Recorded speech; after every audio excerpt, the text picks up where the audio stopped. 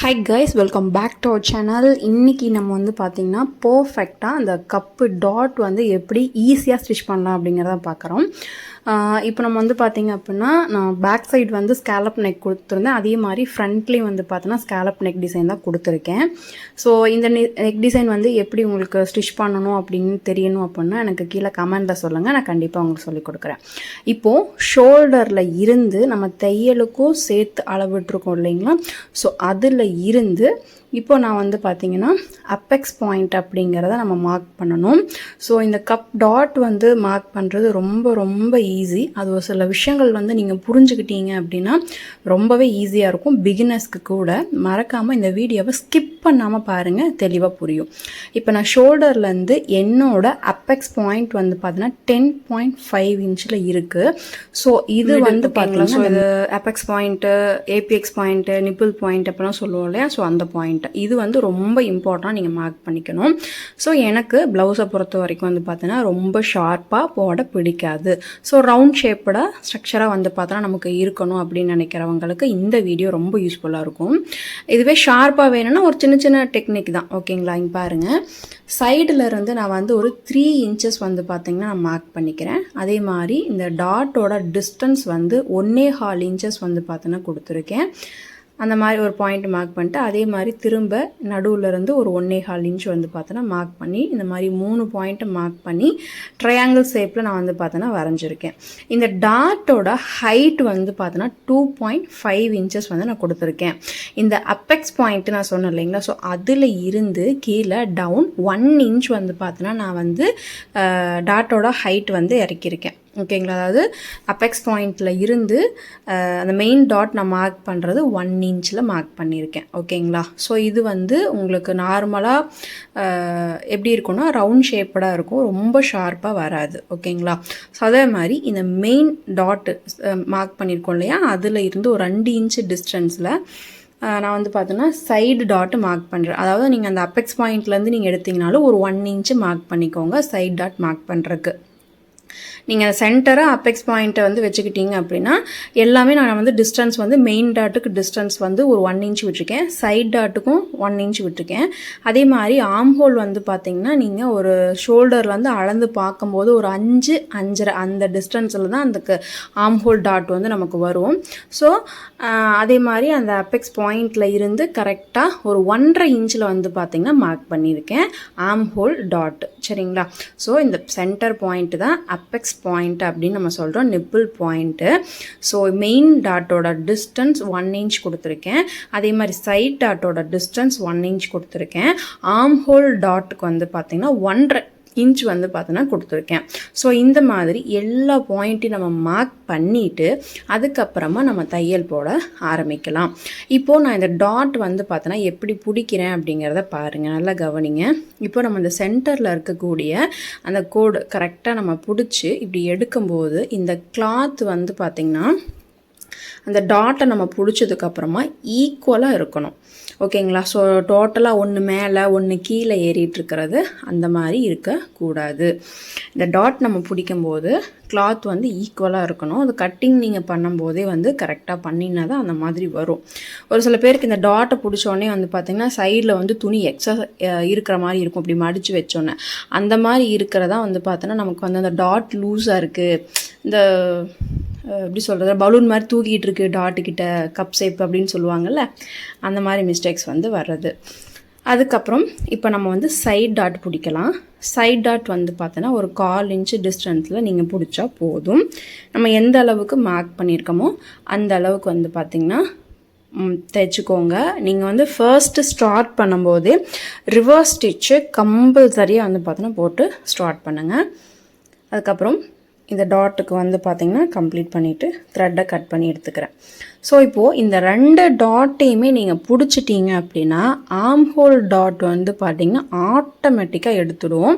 So அது அப்படி cloth அப்படி லைட்டை அப்படி தட்டி விட்டிங்கன்னா போதும், அந்த ஆம் ஹோல் டாட் வந்து அழகாக அந்த ஷேப் வந்து நமக்கு கிடச்சிரும். இப்போ இருந்தாலும் நம்ம வந்து பார்த்தோன்னா மார்க் பண்ணியிருக்கோம். இங்கே பாருங்கள், இந்த ஆம் ஹோல் டாட் வந்து நம்ம பிடிக்கும்போது கரெக்டாக இந்த துணி வந்து பார்த்தோன்னா ஈக்குவலாக இருக்கணும், ஒன்று மேலே ஒன்று கீழே சம்மந்தமே இல்லாத மாதிரி இருக்கக்கூடாது. கரெக்டாக அந்த கர்வ் மாதிரி வர்றது இந்த மாதிரி கரெக்டாக இருக்கணும், சரிங்களா. பாருங்கள், இப்போது நாம் வந்து கரெக்டாக தான் மார்க் பண்ணியிருக்கோம். ஸோ இப்போ இந்த ஆர்ம் ஹோல் டாட்டை வந்து பார்த்திங்கன்னா பிடிச்சிக்கலாம். ஸோ இந்த டாட் வந்து மார்க் பண்ணுறது ரொம்ப ரொம்ப ஈஸி. நான் இனிமேல் வரக்கூடிய ப்ளவுஸ் கட்டிங் வீடியோஸ் எல்லாம் வந்து கொடுக்கலாம் அப்படின்ட்டுருக்கேன். ஸோ அதிலலாம் வந்து பார்த்தோன்னா உங்களுக்கு எப்படி வந்து டாட்ஸ் மார்க் பண்ணுறது, அதுக்கப்புறம் எப்படி ஸ்டிச் பண்ணுறது, ப்ளவுஸ் அந்த மாதிரி வீடியோஸ் எல்லாம் நான் கண்டிப்பாக நிறையா கொடுக்குறேன். என்னென்ன சைஸில் வந்து ப்ளவுசஸ் வந்து உங்களுக்கு கட்டிங் ஸ்டிச்சிங் வீடியோ வேணும் அப்படிங்கிறது எனக்கு கீழே கமெண்டில் சொன்னீங்கன்னா எனக்கு கொஞ்சம் யூஸ்ஃபுல்லாக இருக்கும். எந்த சைஸில் வந்து கொஞ்சம் ரேராக ரொம்ப இம்பார்ட்டண்டான சைஸு அந்த மாதிரி கேட்டிங்கன்னா எனக்கு கொஞ்சம் பெட்டராக இருக்கும் காமனாக நான் வீடியோ போடுறதுக்கு. ஸோ இங்கே பாருங்கள், இப்போ டாட் பிடிச்சதுக்கப்புறம் பாருங்கள் அந்த கப்பு ஷேப்பு வந்து அவ்வளோ அழகாக நச்சுன்னு வந்து உட்காந்துருக்கு. அதாவது நான் ரொம்ப ஷார்ப்பாலாம் போட மாட்டேன், கரெக்டாக நார்மலாக வந்து பார்த்தேன்னா போடுவேன். எனக்கு வந்து ரொம்ப ஷார்ப்பாக கூர்மையாக இருந்தால் பிடிக்காது, ஓகேங்களா? ஸோ இது வந்து நம்ம நார்மலாக போடுறவங்களுக்கு வந்து இந்த விஷயம் சொல்லியிருக்கேன். இதுவே எனக்கு நல்ல ஷார்ப்பாக வேணுங்க, அந்த கிராஸ் வந்து நல்லா நச்சுன்னு நிற்கிற மாதிரி வேணும் அப்படின்னு கேட்பாங்க இல்லையா? அப்போ நீங்கள் என்ன பண்ணணும்னா அந்த அப்பெக்ஸ் பாயிண்ட் இருக்குல்ல, அந்த அப்பெக்ஸ் பாயிண்ட்ல இருந்து நம்ம அந்த மெயின் டாட்டுக்கு டிஸ்டன்ஸ் எல்லாம் வர்றோம் இல்லையா, 1 இன்ச் நான் வந்து விட்டுருந்தேன். இப்போ பாருங்கள், இந்த இடத்துல ஷோல்டர்லேருந்து ஒரு 10.5 வந்து அப்பெக்ஸ் பாயிண்ட் நான் மார்க் பண்ணிட்டேன்.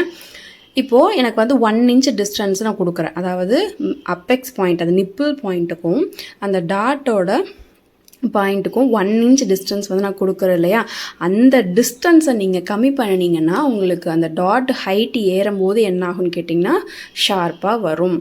சரிங்களா? இதை பற்றி நிறையா வீடியோஸும் நான் கொடுத்துருக்கேன். அதோட லிங்க் வேணால் நான் உங்களுக்கு ஐகானில் கொடுக்குறேன், செக் பண்ணி பாருங்கள். ஸோ அதே மாதிரி நம்ம அதை கிளாத்து சைட்லேருந்து வந்து ஹூக் பட்டி அந்த இதுலேருந்து எடுக்கிறது நமக்கு 3.25 இன்ச் நான் எடுத்துகிட்டு டாட்டோட டிஸ்டன்ஸ் வந்து 1.25 நான் கொடுத்துட்டு இந்த 3 கோடை வந்து நான் மார்க் பண்ணிட்டேன்.